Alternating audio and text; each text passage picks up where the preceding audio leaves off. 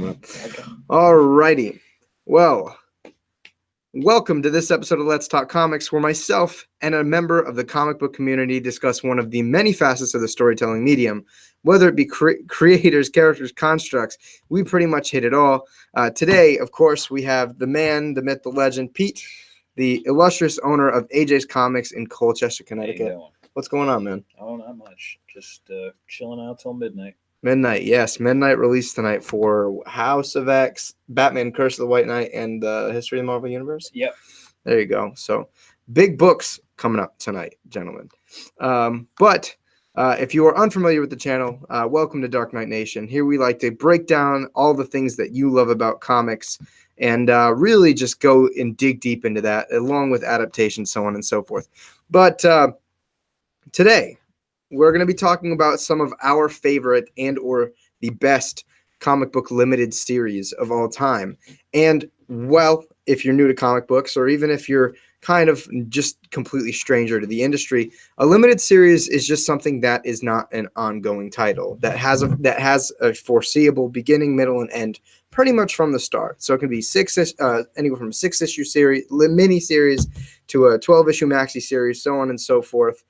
So it's not really counting runs of books. These are books that are just published as sets, essentially, right? So something, for example, like The Dark Knight Returns, which I'm sure we'll mention at some point during this episode. But we will not count Batman Year One, which was in regular Batman. Right. It was Batman 404 to 407. Yes, it was. So just to give you a little bit of a headway for some of the books. Now, obviously, we can't talk about every fantastic limited series in comics over the course of the limited time that we have here tonight. So just consider this a part one. We're going to be talking about some of our favorite, some of the books that we found, the most easy to connect to. So, yeah, without further ado, why don't you start? You are hosting this at your lovely establishment. Really? Huh? Yes, I am. Let's see. Well, originally I thought we were going to talk about just the past 10 years, which was kind of limited. So if we're going all time, we got to stay Crisis on Infinite Earths. Okay. We have to start with that. Okay. I mean, it is huge, sprawling, includes pretty much every DC Comics character that 12-issue maxi series. I don't know if it was the first one, but the best one. Okay. And like tie-in wise, do you think that the actual series contained itself well enough? Oh yeah, the tie-ins are very negligible. Yeah, totally. I mean, I've read a bunch of them, I didn't read them all, but that's where the whole Red Skies idea concept got named from. Okay. They would sit there and say, "Oh, this is a tie-in issue." Well, why? Because there were red skies, which denoted that a crisis was coming or was going on. Okay. And that was it. So yeah, the tie-in issues don't bother. And for the most part, most limited series, tie-ins are a waste of time. Fair enough. And like, especially with an event book like that, what about that book really like captured you? Like, what in the premise of it was what got you interested? Well, it's what I first got into comics. I was a teenager I think it's 8th grade, and friends in the school were bringing in an issue, and I was like, "Oh, this is some pretty cool stuff. I got to take a look at that." And that was Wolfman and Perez, right? Yep, Wolfman and Perez. Fantastic art, fantastic storytelling. Like you said before, just about every DC character there is showcased in the book. And they had some what at the time were long-lasting ramifications. Death of Barry Allen, the death of Kara Zor-El. They were huge, pivotal moments. They were captured on the covers of the issue, and they lasted for a long time until DC then, of course, went back. Of course. Well, I mean, and at the time, it's what we thought was going to be the death of the multiverse. Yeah. Because it was merging it all down into one universe. Yeah. So for those of you who do not know the story behind Crisis on Infinite Earths, just to give you a real, summary for dummies, quote unquote, the most powerful antimatter being in all of the multiverse, pretty much I guess you could say he had a Galactus-like role in this, but it was more for restructuring of the multiverse. He pretty much came by, got tired of pretty much. I mean, it was essentially a metaphor for DC's offices saying like, we can't continue all of these different continuities. Like, Right. what is up, what is down.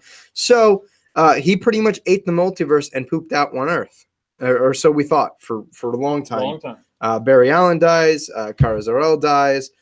We pretty much The whole JSA dies. well, the JSA doesn't it get folded But, I mean, into like yeah, some of them did, but like the group as a whole is gone. right? Yeah, it got kind of folded for a in. long time. Yeah. Got folded into the past of the Prime universe. So and that was really, I mean, aside from Flashpoint, probably DC's biggest crisis.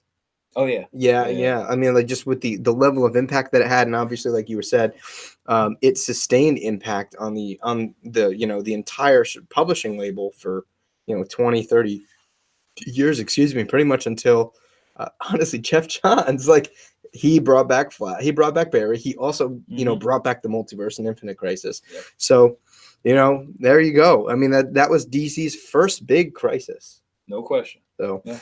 Quintessential comic book. Highly recommend for anybody kind of just looking to dig their teeth into, something that just has a lasting effect on the industry, but B, just implications for the entirety of the DC Universe's history. Right. So solid pick. I guess I might as well go small scale. I gotta say, what I pretty much said at the beginning of the video, Dark Knight Returns. Yeah. 4-issue prestige format series. Easily one of the best comic books of all time, and if you disagree, you're wrong.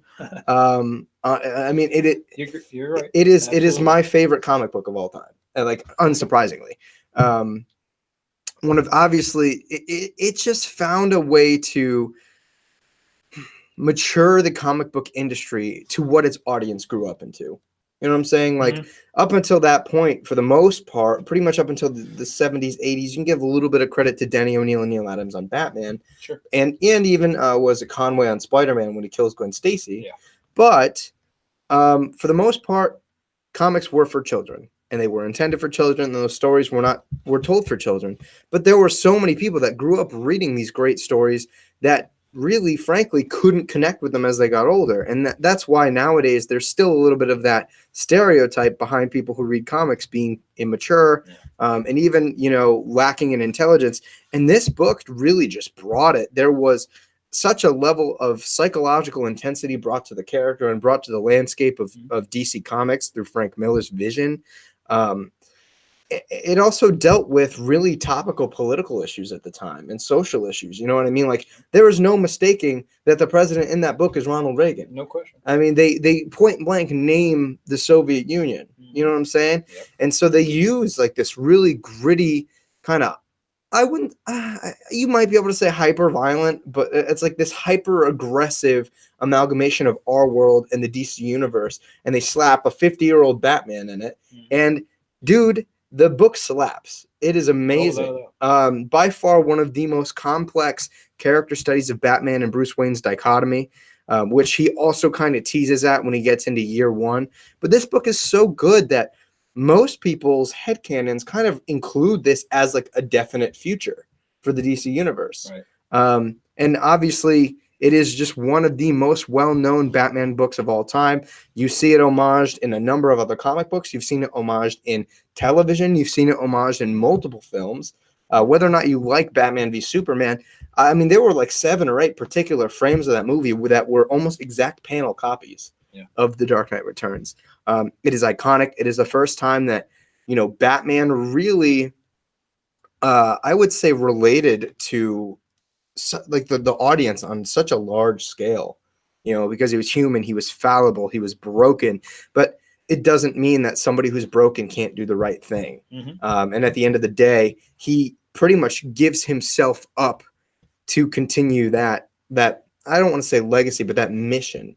And it's just such a powerful story, and nothing I could really say does it any justice, pun intended.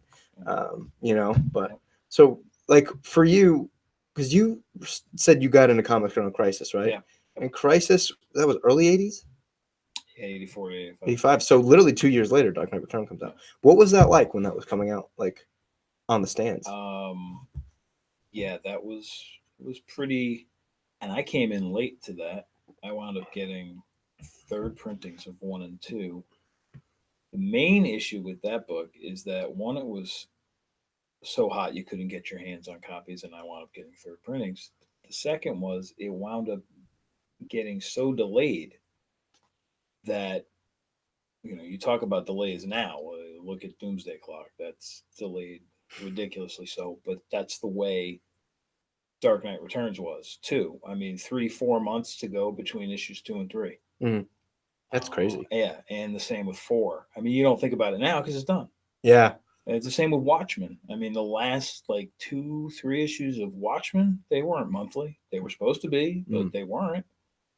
Most of these miniseries, especially the maxi series that last that long, they wind up taking longer than they're supposed to. Hence, again, nothing's, I guess, as bad as Doomsday Clock, which started in November 2017. Creature of the Night. That's got solicited. It got solicited. Yeah, it's been solicited a couple times. Yeah, and we're still waiting on that 4th issue. Yeah, that's true. There's that. That's been 3 years. Has it been that long? I feel like it started coming out when I was in high school. Like in that. Yeah, So, you know what? Yeah, we've been here over a year and a half, and that was at the previous store we had it at. So yeah, it's been a while. It's been at least 2 years. Yeah, it's been quite a while. Yeah. Real quick in the comments, just Rican in his comics says, "Yo, what's up, man? Thanks for joining us. I know this is like super impromptu, so yeah, I appreciate you coming out and hopefully chatting some comics." As you can see in the title, we're talking about some of the best limited series, minis, maxi series that we've read. Feel free to chime in your thoughts. Yeah, absolutely. So yeah, Dark Knight Returns. I mean, I think we've said pretty much all we need to say, and there's no amount of me babbling that would really do the story justice. Great maxi series, 52.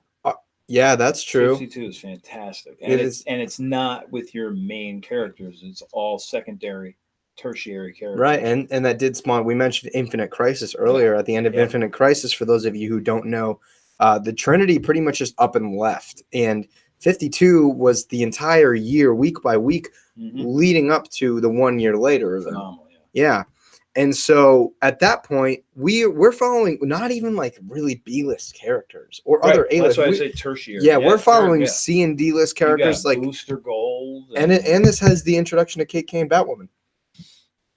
See, I didn't even remember that. Yep. But like this is where the Dibneys became. Well, Ralph did. Yeah, without a doubt. This is where Ralph Dibney started becoming important. You get, I mean, the Vic Sage, Renee Montoya dynamic is huge in this book. It was just masterful, and it honestly, like, you look at the names that are published on the cover of that book. You know, Jeff Johns, Mark Waid, Giffen. Yes, Giffen was doing the layouts on that. Yeah, and who did the art? I think, did Michael Lark do some of it? Oh, I don't know. I mean, they used several different artists. Oh, yeah. But then you had who did the covers for every issue? J.G. Jones did the covers for every issue. And they're all awesome. 52. Yeah, they're fantastic. I mean, there's everything about that book is great. Yeah, it's so good. But then followed up with an absolute crappy countdown. That was 52 issues of just dreck. But the cool thing about this book, I think that, especially for those of you who are interested in reading books like Crisis on Infinite Earths, where you just get a great overall sense of the characters and the universe in the universe, But like 52 lets you do it with other characters that might not get as much exposure, right? And obviously Booster Gold too. That I think Booster Gold probably made like some of his Booster Gold and Blue Beetle made some of their biggest impact in that book. Without a doubt. So awesome pick. Yeah, it is like one of those books that you would never expect to be good. You know, when you hear it's like C and D list characters, it's written on a weekly basis. You just don't expect it to be good. And easily, like between any publisher, is the best weekly comic book series of all time. And I don't think I've ever found anybody that would argue that point. So no, you can't. I mean, first off, no other company's been able to do that for a year. 52 issues. Yeah. And have it be good the whole way through. Right, all the way through. Even in like when they went to the well and then said, "Oh, we're going to do Batman for 52 weeks." Some of that was great. some of the issues. When was just that? not great. It was the Batman Eternal. Batman Eternal. Yeah, that Oh, was the 52 beginning was so good, Yeah, right. and the rest was so not. The ending was just a big disappointment, Uh, and all the stuff that was the mystical, magical, that was just horrible. Dude, for me, like that, without going on too much of a tangent, the middle of that was the worst for me. I think it started that's a lot when that was really in there, strong. Was the middle. The middle of it dipped hard, Now, like and then Deacon Black's a great character, but it's like no, it's Yeah. not done any justice in that book. Now Yeah. that Jim Starlin, Bernie Wrightson 4-issue miniseries, the Batman Cult. Oh no, Dude, I have the 4 Prestige format issues of that book. That's a phenomenal miniseries. Yeah, I agree. Oh, it's yeah, that's a. I mean, yeah. Let's talk about that. Batman the Cult. I mean, it is nuts. It is like people I think often hear about Batman Red Rain. Those are great too. The Batman Vampire stuff, yeah, which is also great. But like this book is in continuity. Like right, like, yeah. Red Rain is a total Elseworlds. Yeah, but Right. like Starlin pretty much does what was it Kelly Jones and Doug Mensch do in the Batman Vampire like series, the Red Rain and Bloodstorm and whatnot. But he does it in continuity. Yeah. And like Deacon Blackfire, a villain that is like primarily the Spectres, right?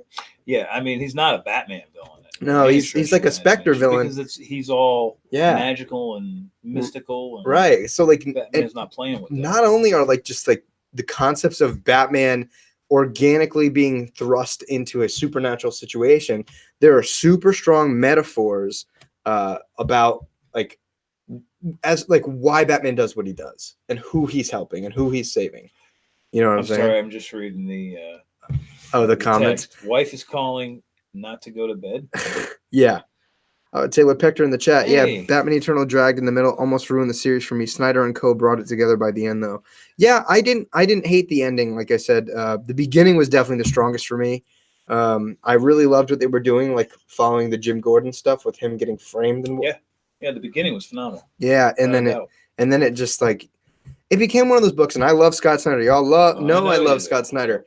It just became one of those things where he's like, "Hey, everyone I've ever taught, like, come write this Batman book with me." See, and I just think that he like laid it out and then said, "All right, Tinian, go for it," and whoever else is coming around, Ray Fox, go, do your thing. And I'm just like, he frameworked it. Yes. Yeah, Taylor too. I'm bummed that you weren't here to literally 10 minutes ago because we did talk about 52 and about how good it is.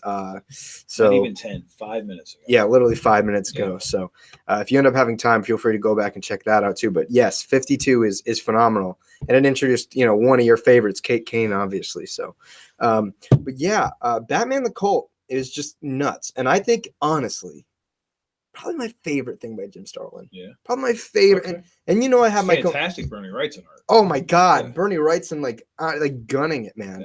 Yeah. But yeah, I mean, and you know me, I have issues with a lot of Starlin's dialogue most of the time. But like this, especially in the context of like mystical books, I tend to let dialogue go a little bit more because I mean, we're doing a mystical book. Like they're going to be pronouncing words with like 12 syllables that, you know what I mean? Have no like epistemological like significance. So I'm like, all right, cool. And like at that point, I could just really focus on the narrative that Batman's going through. And essentially, like, I don't know if you really picked up on this. There were, I think, a couple seeds at like when he's getting controlled by Blackfire. There were like some themes surrounding like drug abuse and drug addiction. Oh yeah, I'm sure. Which I thought were super strong, but nonetheless, Bernie Wrightson, I mean, he is like the master of horror comics. Oh yeah. Like I don't think anybody really takes that from him. No. So give me anybody that's better than that. No. Yeah, I mean, and even and he spawned just that amazing generation of talented artists that I would say like that. I don't want to say aped off him, but just took inspiration from him. I mean, we got like if it weren't for him, we wouldn't have Kelly Jones. I know. Yes, without a doubt. So, yeah, I mean, the only other person I could even think that could come close to horror art is Kelly Jones. And also, Jock. Jock can at times, doesn't do it all the time. Also, let me use Jock to segue into my series. I gotta go Witches, man.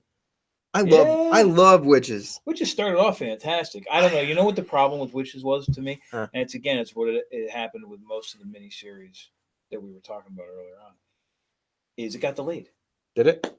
Yeah, it wasn't monthly. It started being monthly, and then it was bi-monthly. Because I think I started reading it.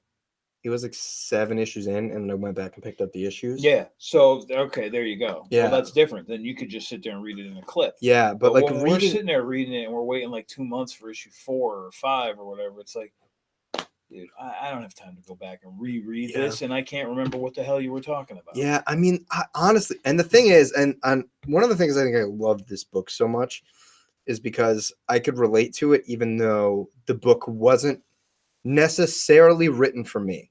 Like this book was. Let's be real. You read Witches, it's written for fathers. It's written for parents. Oh yeah. Yeah, you know, it's a good miniseries. No and question. like thematically, like when do you ever read a horror series that isn't just straight plot?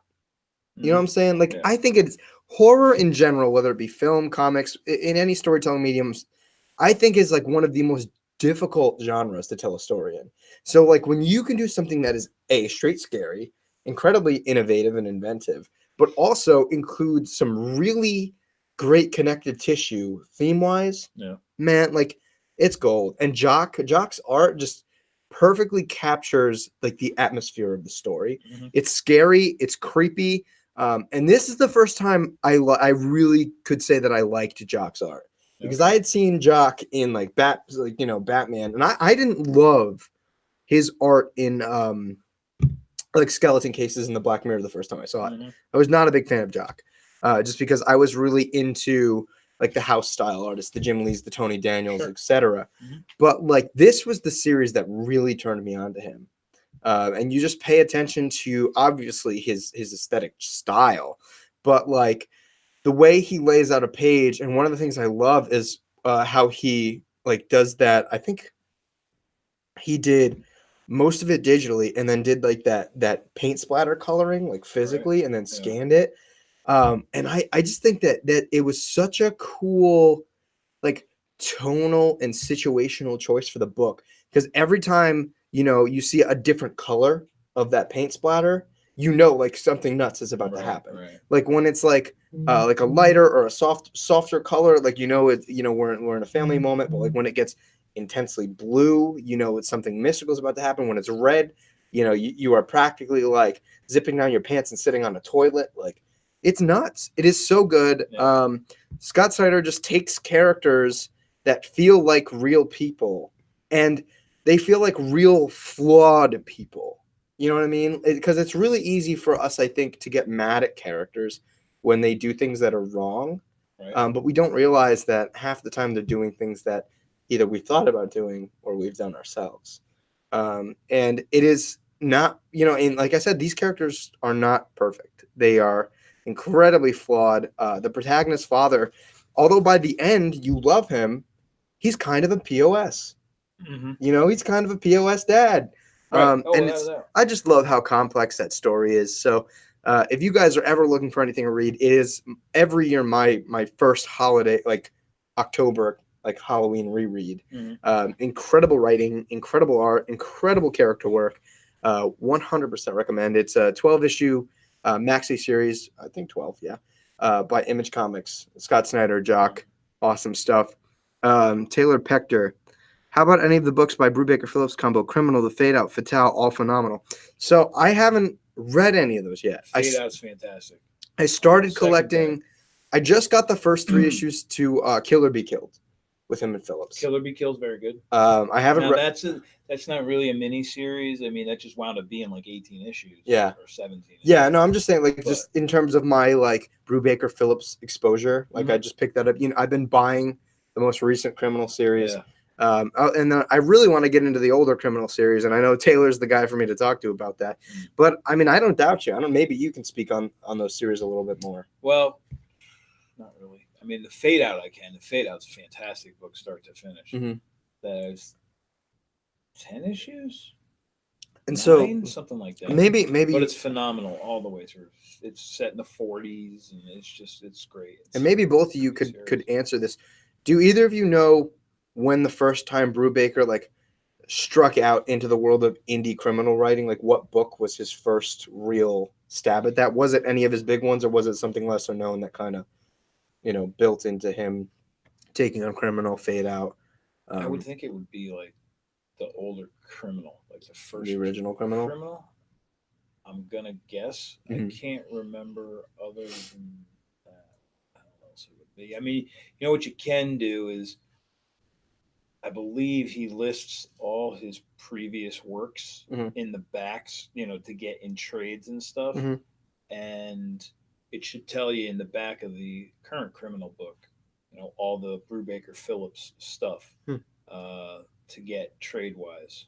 And, Yeah, that's the way to. I've definitely been looking into it because, like, honestly, just as a Batman fan, I wanted to get into a solid criminal crime book, and Brubaker does a great job in his like Bruce Wayne Fugitive Batman arc. So, I'm all in for it, and I've heard great recommendations by Taylor, of course. So I've been buying the single issues of the new series. Criminal is like hit or miss to me. Fade Out is fantastic all the way through. Fatale, I know I started it, but I think I dropped it after like 6 issues or whatever because I was just like, it's okay.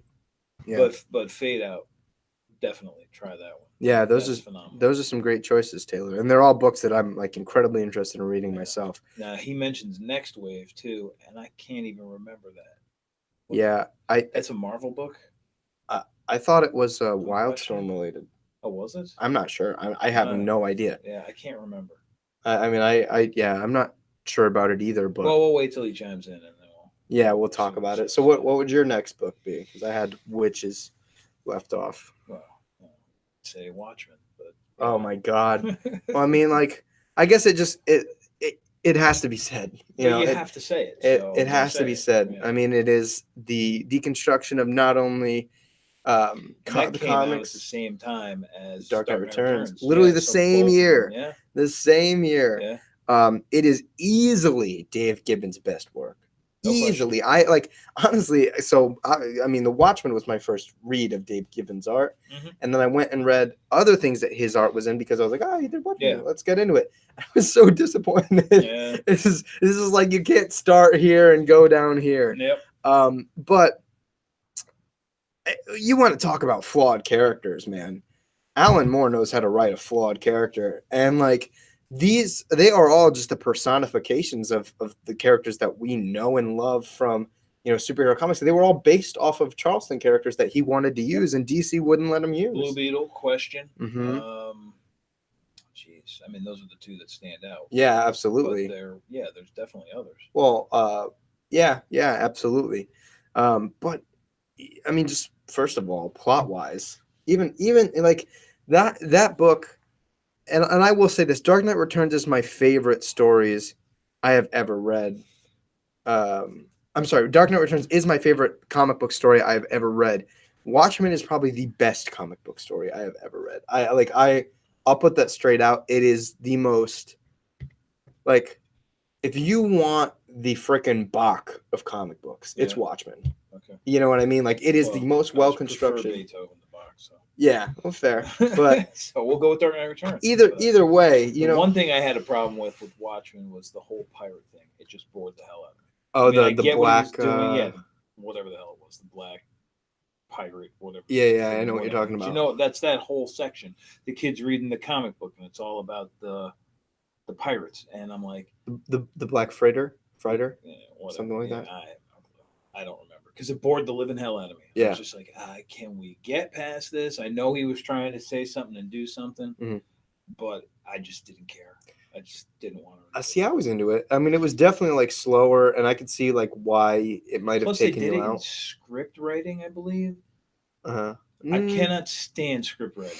I think they did like the narration in script writing, like overlaid. I just can't stand that. It's don't make it where I have to really. See, I got struggle to read it. I got used to it because I think like mid 2000s Batman had a lot of scripts. Yeah, I just gnaws at me. But yeah, I never read Planetary, so I can't comment. I also I'm a bad comic book fan. I've also never read Planetary. I'm also a big Warren Ellis fan. I also haven't read any of Transmet, which I know like people would probably kill me for. Probably I haven't either. So. But it's also like. That's like one of those things that when you really get into comics, you hear everybody talking about that, like, I think also just don't get a lot of public love. You know what I mean? Like Watchmen isn't isn't like a mainstream style book, but everybody knows about it. Right. Planetary and Transmet are those books that once you really immerse yourself in the culture, everybody's talking about it, like Preacher. You know what I'm saying? So I totally believe you. I've never heard anything bad about Planetary or Transmet, and they're books that really interest me just because of their high concept storytelling. I think the only time I ever read Planetary was when they were doing a Batman crossover. When Warren Ellis was writing a Planetary Batman crossover. Was the only time I read. I mean, it's definitely like Taylor's just bringing up books I've been wanting to read, like crazy. Obviously, schedules don't permit, but just on Watchmen, man, it is the perfect, like it is like it's a 1-2 punch with Dark Knight Returns because they can't, like I said, they came out at the same time. They're both telling you a dark, gritty. And it's for adults. Story. They were both written for adults. Absolutely. They didn't it's not a child book. It's not a children's book. You grew up reading children's book. As great as Crisis on Infinite Earth was, it's not that extreme to the point where only adults can read it. Right. And I mean, you can read it I read it as a 13, 14-year-old. Right. Thought it was great. Yeah, they might have had other things in there for people that are older and lived life longer, but the basic storyline is there. The basic concept is there for anybody to grasp. Well, it's one of those books that, for me, to be honest with you, every time I read it, it gets better. It's better first time I read it, I was reading it for the plot. Then the Crisis on Infinite Earths. Yeah, once you start especially if that's your early foray into DC Comics, you're reading a bunch of characters that you have no clue about. Yeah. And you're like, oh, these are cool and stuff. But after years of reading DC Comics and getting bombarded with those characters, then you go back and read it again and you go, yeah. I mean, and also just the 1-2 punch of Watchmen and the Dark Knight Returns. Dark Knight Returns have just influenced the entire industry from then on. Yeah. That's when comic book stories started to get, quote unquote, dark and gritty. And dare I say, I'm not saying all stories are dark and gritty are this, but that's when comics started becoming sophisticated. That's when they started becoming artful. Oh, there's plenty of dark and gritty stories that just suck. Oh yeah.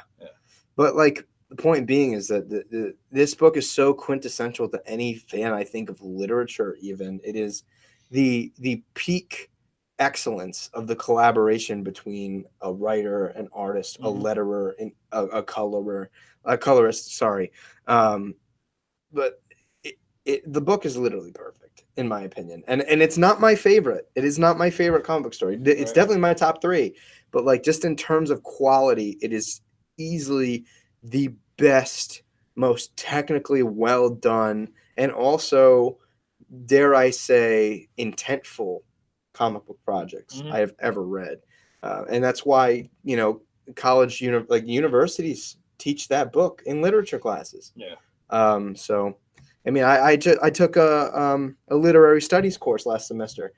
Like I talked to my professor about how I like comic books. She's like, oh, I've read Watchmen. It's like, of course you have. Like everybody who gives a shit about just literary storytelling has read Watchmen because it's that powerful. And I think especially because it is the sequential narrative of comics, that made it even harder for it to leave that mark on people. In the general populace. So, Watchmen. I feel like it just goes without saying, even though I've said a lot. Your next one? Huh? Your next one? My next pick. I really should have come up with an actual list. All-Star Superman. Okay. By Grant Morrison. Yeah. Fantastic read. It's one of those books that I think to love it, you need to read deep. Because the first time I read it, I liked it. And I think I was maybe 16, 17 when I first... Another book that didn't quite come out monthly, especially with Frank Quitely doing the art. Yeah. Forget it. But I mean, that's the thing, is that you could read pretty much any issue, except for maybe the last one, at any time and get something out of it. But if you read it together, there is this overarching plot thread that carries consistently throughout. But each issue, except for maybe one, I didn't love the Jimmy Olsen issue. Okay. I thought it was really odd. But pretty much and I'm sure it does have a significant like thematic meaning that maybe I just didn't pick up. But every issue is so thematically different. But again, it has the overtone from that plot that's throughout, and it's so deeply personal. Yeah. And it's with a character that I think, myself included, for a long time, who people believe that is not relatable. They think, Superman is so like just being and connecting with Superman becomes unachievable because, for all intents and purposes, he is a god. And you know what I mean? Like Yeah. there is something completely appalling about relating to gods. But in that book, he's dying. I mean, Yeah. honestly, the premise of that book is All-Star Superman. Yeah. Like we're focusing on the man Right. with the abilities of a god, and it's just powerful. Like the issue. There's an issue where he saves an emo kid from jumping off the building, from committing suicide. Yep. And it's like, dude, like I've read that book 3 times. I've cried every time I've read it. You know what I mean? Like, yeah. Well, you watch a certain movie and you cry every time, even though you know the scene's coming. You've done it. Oof. But no. I mean, the book is just powerful. There is a solid plot that's told throughout, but for me, the strength of that book is the thematic tone, like just the thematics that Morrison plays with, and the narrative behind Superman in this story, and the people around him. It is just a testament to why the character's been around for so long, and why Superman is such an icon to people all across the world. And Frank Quitely's art is very hit or miss for me. Yeah. But for that book, Totally. it just hits. There's just something about the softness of the way that he shades. It just feels really organic. Yeah. You could even say lumpy, but I just think that for the message trying to get across, it just feels tonally appropriate. And it also proves why Lex Luthor is Superman's greatest villain. Yep. By far. It also proves that as long as you're a good writer, you can tell a good Superman story. Mm-hmm. I mean, so many times you read, oh, it's so hard to write Superman, so hard to write, a good Superman story. And because, he's so powerful. And it doesn't always have to be about him punching his way out. Right.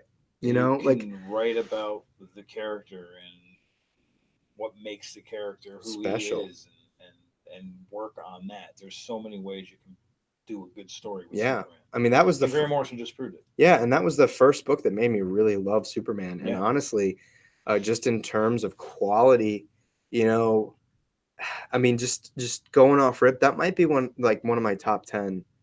Like, just in terms of looking at the quality and how well it's done, that might be one of the 10 best stories of all time in comics.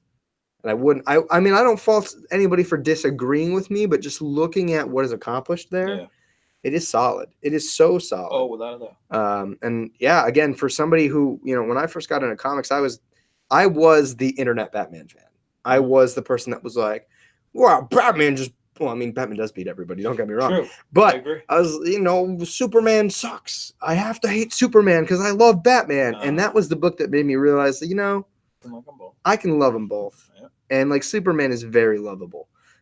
So All-Star Superman, Grant Morrison on writing duties, and Frank Quitely on pencils. Just amazing series. Just opened up Superman to me as an avid, honestly at the time, hater of Superman. Yeah. So and now I love the character. Okay. So, what would be your next pick?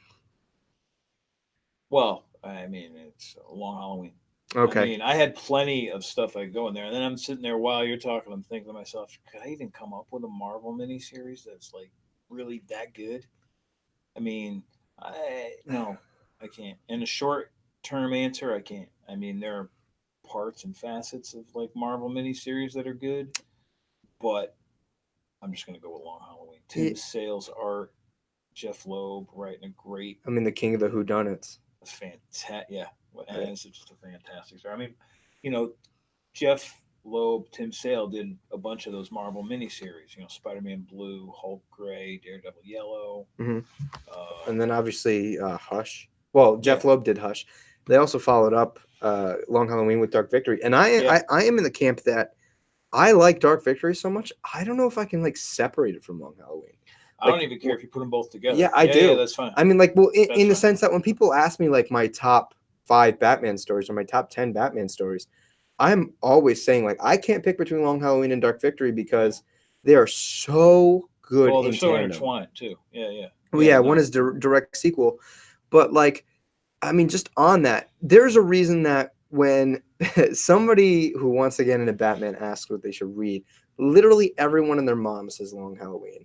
Yeah. I mean, like one of my good friends, Tyson, who you've met, his girlfriend was like, "Oh, I kind of want to like read a comic," and like the first thing I did was I slapped a copy of Long Halloween on the table. I was like, "We're getting this for her," but you know, and Tim Sale's art, I think, was my first avenue into stylistic comic book art. Without a doubt. Because again, I was very much house style. Yeah. So when I first read this, at first I didn't know how to feel. I was like, "Oh, Batman's kind of crazy, bulky." But the thing is that this story, through the script, accomplishes a detective noir story, but visually is mythic.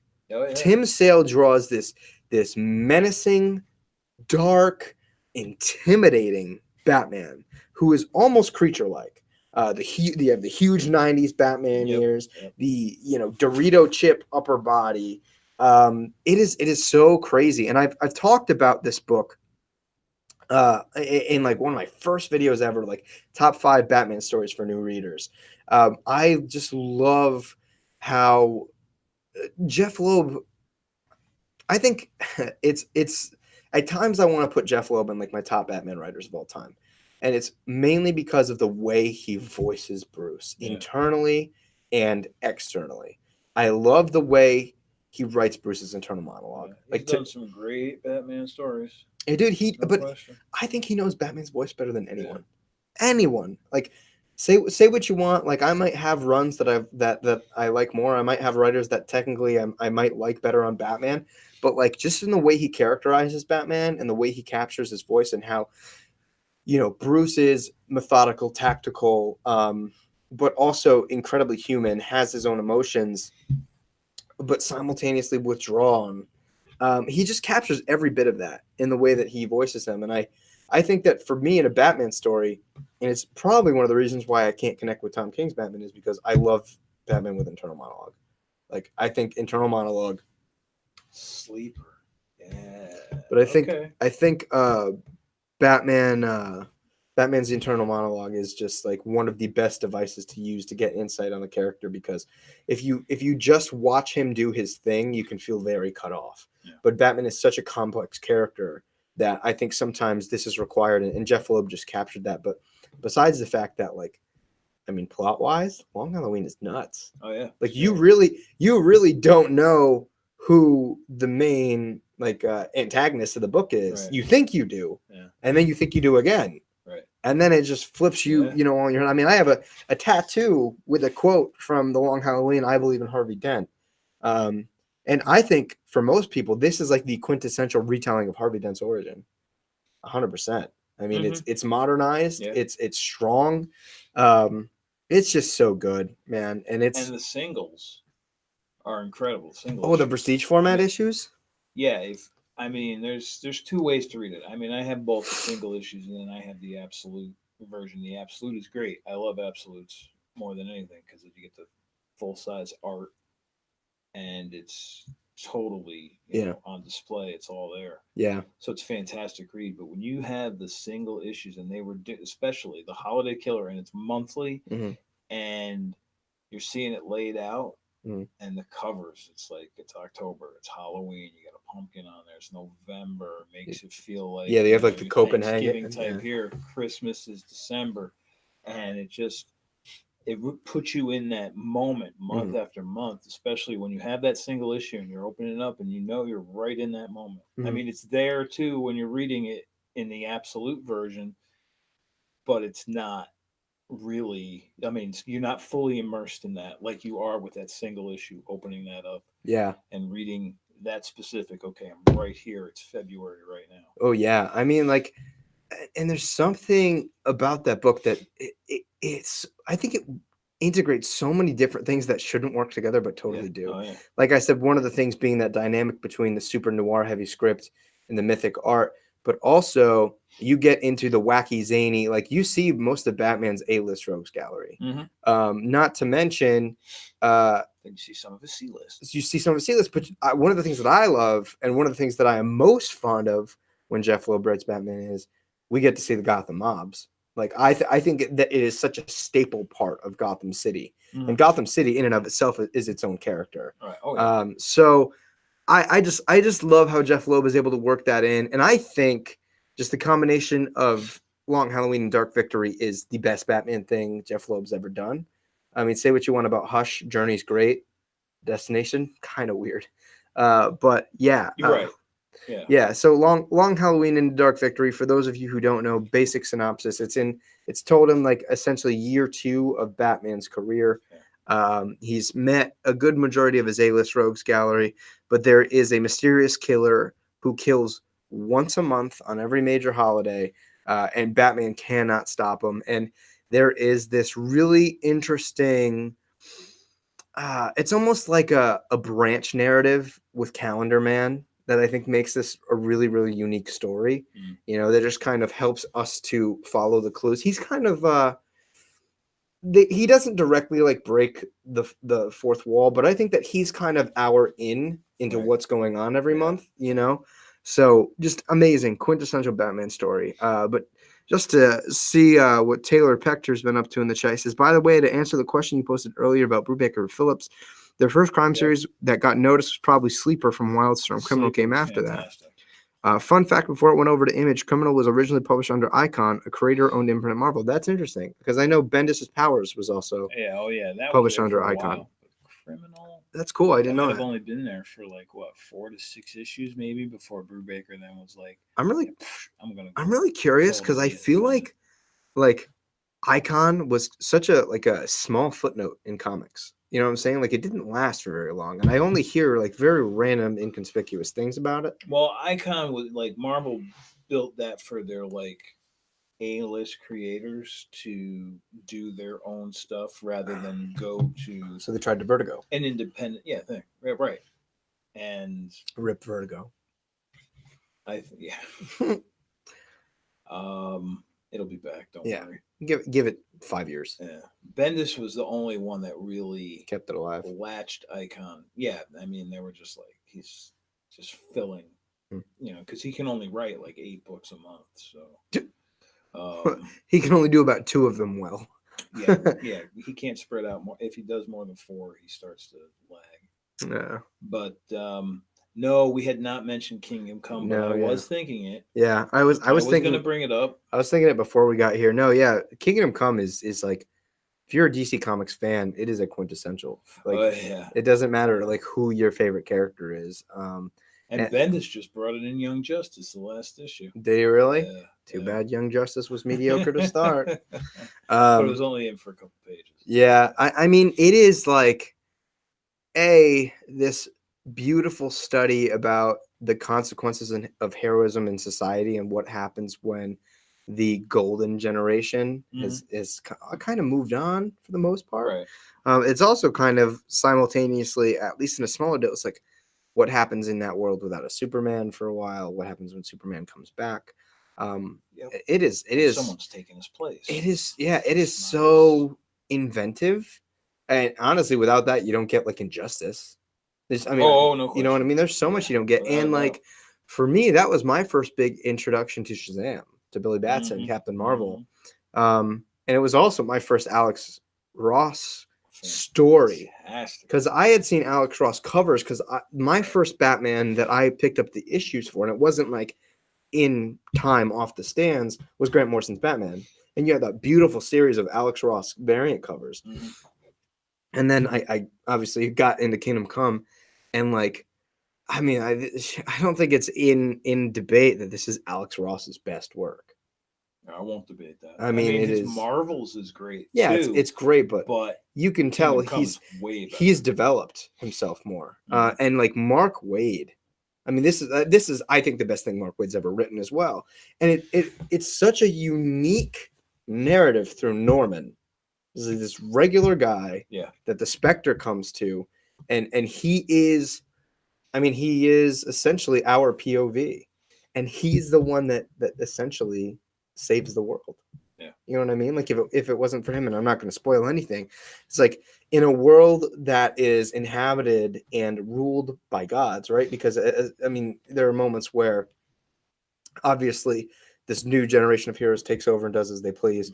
But also Superman at some point starts to do some things that are a little bit hyper aggressive and does what he please. But like in a world of gods, a man is the one to save it all, which I think is really, really powerful. And there are a lot of really, I mean, like in Marvels, but I think just, well, I mean, it is entirely different themes, but they are all very powerful. And I think they're all very much on display. You know, like if you want to read a powerful piece of story with a lot of artistic flair that also just takes place with all of the DC comic book heroes that you love, that's it. And then throws them not on their head, but definitely spins them around. Oh yeah, because, you know, I mean it is.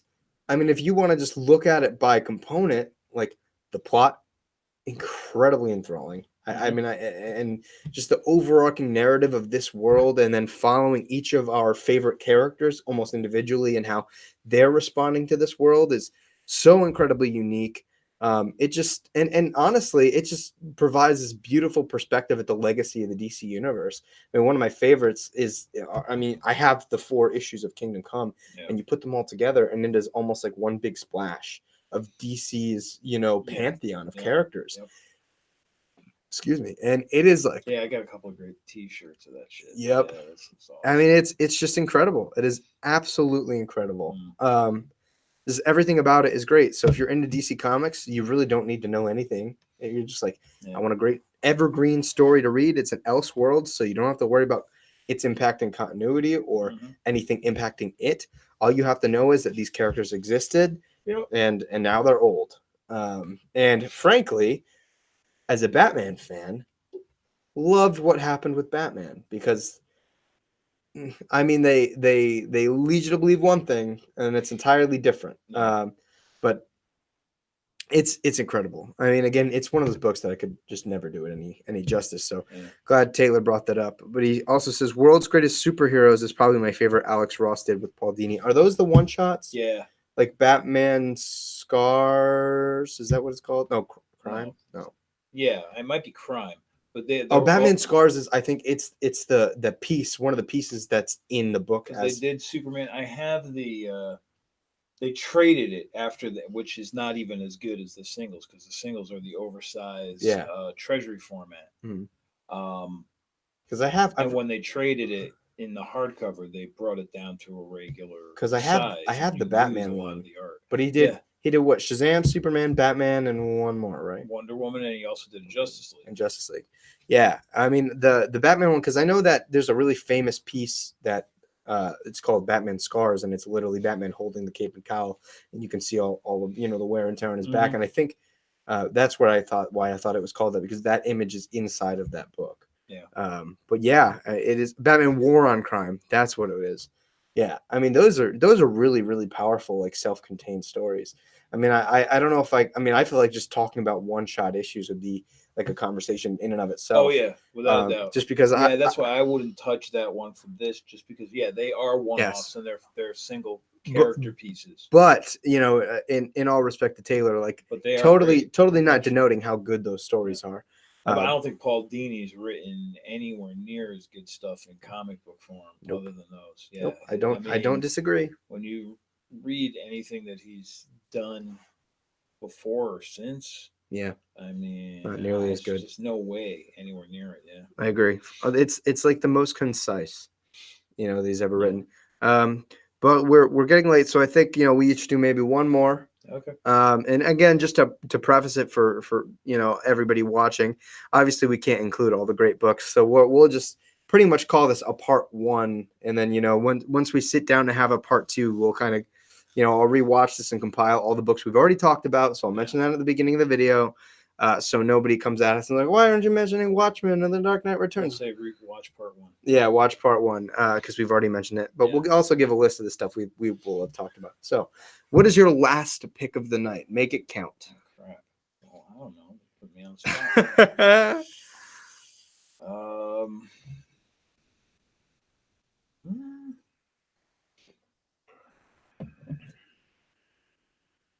No, because you can't count those. Those are just like single issues. I'm really trying. I'm trying my hardest not to make this about Batman. It's really easy to make this about Batman. Shazam Monster Society Oh, by of Evil. is that Yeah. Jeff King? No, that was by jeez, I can't Jeff. It was the guy that did Bone, Jeff Smith. Jeff Smith. Yeah, yeah. Okay. That was fantastic. Yeah. That was fantastic. So- Don't ask me to remember anything about it. But it was great. It was It really was good. great prestige format stuff. It's pretty accessible it was too. Good. Oh yeah, yeah, yeah. It's traded. We have the trades and all that. Yeah, I mean, you won't be able to find single issues. And where can they find the trades at? Well, you can go to AG Comics. That's where you can go. 157 Lebanon Ave, Colchester, Connecticut. 167 Lebanon Ave, Colchester, Connecticut. But seriously, peeps, slide through. One of these days, we'll have a link to his new up and coming website where you can actually pick up some goods from the shop and support some good business. Yep. But I mean, yeah, if I'm trying to think this is tough. I understand what I did to you when I put you on the spot. And you painted yourself into a friggin' corner. One last limited series. Some of the things, because you can't grab anything like Legacy or Contagion, because those are just single issues. I really should have written some stuff down. I guess. Okay. To be fair and name a little bit from the other publishing house. Oh wow. Okay. I mean, Old Man Logan. Old Man Logan, I think, is such a great, especially for the time, was such a great inventive idea. That Which one are you talking about? the original. Millar? Mark Millar. Yeah, but he did that in single issues. See, I wouldn't count that. What are you talking about? Because that was in like Wolverine. Was it? Yeah. I thought it was its own series. You sure? Uh-huh. Oh, Yeah, well. it was done in Wolverine. Shucks. And then after that, he did a 6-issue like Enemy of the State, which was also. Yeah, I thought Old Man Logan was like actually its own. Oh, well, yeah. They So trade it, but it's. Let's see. Okay. Right. Storyline, not a mini. Easy one. Daredevil Man Without Fear. Okay. It's the only book by John Romita Jr. that I like. Okay. Mostly because there aren't a lot of faces in it. And Matt's face is covered with his hair and his glasses most of the time. So, yeah. But yeah, I mean, this was Frank Miller kind of coming back to Daredevil and retelling his imagining of the origin story. Yeah, and it's exactly what it is. Yeah. It is the origin of Elektra also. And it is honestly, and this is a big compliment to John Romita Jr., I get some air of Tim Sale in this book, especially when he draws Elektra. But it is one of those books that you just kind of don't want to put down while you're reading it. And, Frank Miller here really puts on display how much he understands Matt Murdock's internal voice and how Matt Murdock thinks. And really what the character is all about. Like if you ask me, I think by far he's a more prolific Daredevil writer than he is a Batman writer. Because if you look at his record, he's literally like 50-50 on Batman stuff. But he's rocking out at about 100% on Daredevil in terms of quality.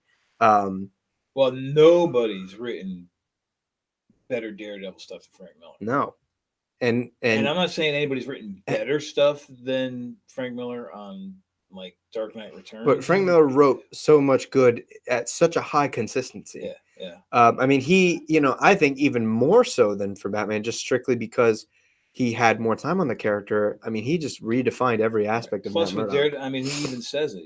Daredevil, that book was ready for cancellation, and they gave it to him, and he was just able to do whatever the hell he wanted. Yeah, and he did some incredible stuff. Well, also too, I mean, I just think that him introducing the dynamic between Matt and Elektra is so hot and cold, in the best way. Like not in quality, but just like in their dynamic together. And it is the perfect way to give Black Widow's relationship with Matt Murdock the boot, because I mean it's amazing. And even Matt and Karen's relationship that you get, which I think Born Again that was part of actual Daredevil issues, yeah. Oh yeah. Okay, yeah. So good thing I didn't say Born Again. Yeah. But yeah, Man Without Fear. If you want to get into Daredevil, it is. I mean, you can just pick it up. You don't need to know anything about it because Frank Miller introduced it to you. Yeah. Frank Miller reinvents, Matt Murdock, and Hell's Kitchen, and yeah, and it I think is the gateway into a new comic book fan to Kingpin, especially like by the end of it. That's when you really get a taste for Frank Miller's Kingpin and what I mean, I don't even think I think everybody understands that, like, if it wasn't for this book and Frank Miller's Daredevil in general, but this book especially, the Netflix show wouldn't have existed. Oh yeah, Like that, you know what I no mean? Like question. Man Without Fear was Yeah. pretty And, I heavily mean, he made Kingpin. Kingpin. I mean, he didn't create Kingpin, but But- he made Kingpin the character that he is today. Right. I mean, single-handedly. Yeah. I mean, 100%. his initial run on Daredevil is just totally fantastic. Yeah, and then you and also then his Born Again, without a doubt. Yeah, and there's just so much, like, I wouldn't say this book is very plot heavy, but it's such a great character driven story. Yep. You're just following Matt Murdock as he ages and matures and grows and faces the world simultaneously as a person of faith and as a person of disability, and a person with power at the same time. And that introduces such an interesting dynamic. I mean, frankly, and I'm sure I've said this a number of times, Daredevil's my favorite Marvel character. It's not, and it's not just because coincidentally, Batman's my favorite. Yeah, it's not just because he is Marvel's Batman, yeah, right. But I honestly think that just the defining aspects of Daredevil's character are arguably more interesting than the divine. And Batman's my favorite character. Arguably more interesting than Batman's defining characteristics, in the sense that Daredevil is constantly battling with his disability, his faith, and his morals as a lawyer and superhero, because that in and of itself introduces an interesting dynamic. You don't get as much of the lawyer Matt Murdock in this book, but it is defining. It is 100% defining to the character. There's a lot of, honestly, just solid art by Romita Jr. And I know a lot of people think that his Spider-Man's his best work. I think this is his best work. Yeah. And it's the only time where I'd actually say it is good John Romita Jr. art. Not great, but it is good. I mean, this book is just defined by Frank Miller and Frank Miller's script. And again, that beautiful internal monologue. I mean, he just knows and understands the character. Yeah. And to be honest, I hope he never touches Daredevil again, because his record with Daredevil is pristine. Yeah. So there's no reason for him to. Yeah. I mean, also he's in bed with DC. Oh, without it. So Superman Year One. Oh boy. Looks great. Stop it. Great. Okay. I want to see my thoughts. Plug. Did an episode on Superman Year One, issue 1. Everybody but you likes it. Sorry, I have good taste. Everybody but you. But for this evening, that's pretty much going to be the end of the conversation for tonight. Again, this is only going to be a part 1, because we could literally go on forever and do an entire series of the best limited comic book series. But these were some great ones. I hope for those of you who are watching us live, I hope you enjoyed it. I hope it was worth coming out. Sorry for it being so impromptu, but I did want to kind of get on here on my little soapbox and talk comics. It's been super busy, as he knows. I literally haven't been able to come to the store in 2 weeks. Yeah. So yeah, we had to do one of these just to get him out here. Yeah, well, now that things are somewhat settled. But yeah, so thank you guys so much for watching, and thank you for whoever's watching this later and hopping on and listening to us kind of just sit down, have a couple of drinks, and chat picture books. So please, if you are not already, make sure to come check both of us out on Twitter. You can keep up to date with everything that we're going to be up to. And honestly, a lot of the time, that's where Pete promotes a lot of his sales and whatnot through the store. So if you want comics and you want them for a little bit less money, that's a great way to go. So you can follow Pete at AJ's Comics, or myself at Dark Knight NAT25 on Twitter. And we do giveaways quite frequently. I mean, on Twitter every once in a while, on the channel quite frequently. So always make sure to keep an eye out for that. But of course, you have been watching a Dark Knight Nation production, so to speak. So thank you guys again, and we will catch you guys on the next video from Dark Knight Nation. Thanks again, guys. Good night.